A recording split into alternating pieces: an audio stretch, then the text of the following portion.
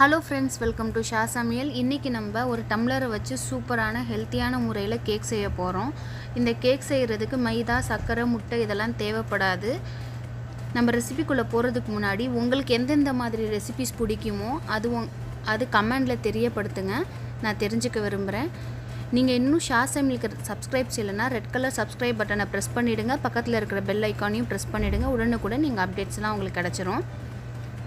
Tumbler cake செய்கிறதுக்கு mixer ஜாரில் 2 வாழைப்பழம், நல்லா பழுத்த வாழைப்பழம் சின்ன சின்ன பீஸாக கட் பண்ணி சேர்த்துருக்கேங்க.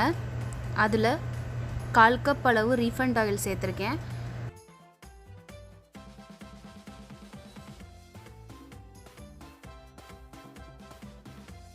இப்போ 1/2 கப் அளவு சர்க்கரை வெல்லம் சேர்த்து மிக்சர் ஜாரில் நல்லா அரைச்சிக்கலாம்.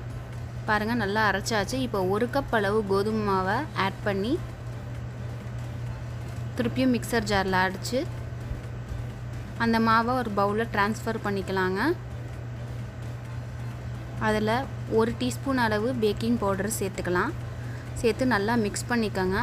நிறைய பேர் கேட்டிருந்தீங்க சர்க்கரை, மைதா இதெல்லாம் இல்லாமல் ஹெல்த்தியான கேக் செய்யுங்கன்னு. நம்ம இது ரொம்ப ஹெல்த்தியான கேக், குழந்தைங்கள்லாம் விரும்பி சாப்பிடுவாங்க.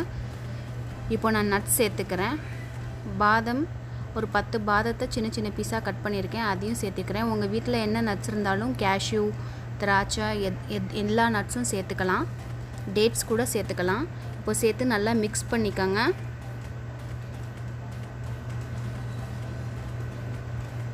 வீட்டில் இருக்கிற பொருட்களை வச்சு செய்யலாங்க. இப்போ நான் 2 டம்ளர் எடுத்திருக்கேன். அதில் பட்டரை தடவிக்கிறேன். உங்கள் வீட்டில் பட்டர் இல்லைன்னா நீங்கள் ஆயில் கூட தடவிக்கோங்க. தடவிட்டு கோதுமை மாவை கொஞ்சம் அந்த டம்ளரில் போட்டு நல்லா ஸ்ப்ரெட் பண்ணி விடுங்க. அப்போ தான் கேக் டம்ளரில் ஒட்டாமல் வரும். நம்ம 2 டம்ளரும் ரெடி ஆகிடுச்சு. இப்போ அந்த கேக் பேட்டரை அதில் ஊற்றிக்கலாம். ஃபுல் டம்ளர்லாம் ஊற்றக்கூடாதுங்க, 1/2 கப் அளவு தான் ஊற்றணும். ஏன்னா அந்த கேக் நல்லா மேலே ரைஸ் ஆகி வரும். பாருங்கள், நான் 1/2 டம்ளரில் தான் கேக்கை பேட்டரை ஊற்றுறேன்.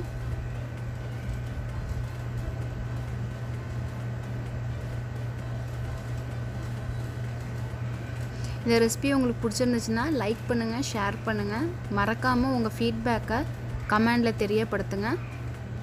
இப்போது 2 தாட்டி இந்த மாதிரி தட்டிக்கோங்க. அந்த கேக் பேட்டரில் இருக்கிற ஏர் பபிள்ஸ் எல்லாம் வெளியில் வரும். நான் இட்லி சட்டியில் தூள் உப்பு சேர்த்து 1 நிமிஷத்துக்கு மீடியம் ஃப்ளேமில் அந்த உப்பை சூடு பண்ணிட்டேங்க. இப்போது மேலே ஒரு தட்டை போட்டு அதில் நம்ம டம்ளர் கேக்கை வச்சு லோ ஃப்ளேமில் 30 நிமிஷத்துக்கு இந்த கேக்கை பேக் பண்ணி எடுக்க போகிறோம்.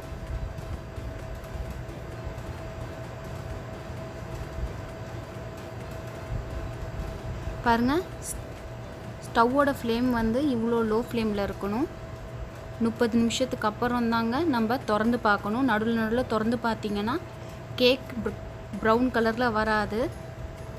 பாருங்கள், 30 நிமிஷம் ஆயிடுச்சு. நம்மளோட டம்ளர் கேக் ரெடி ஆயிடுச்சு.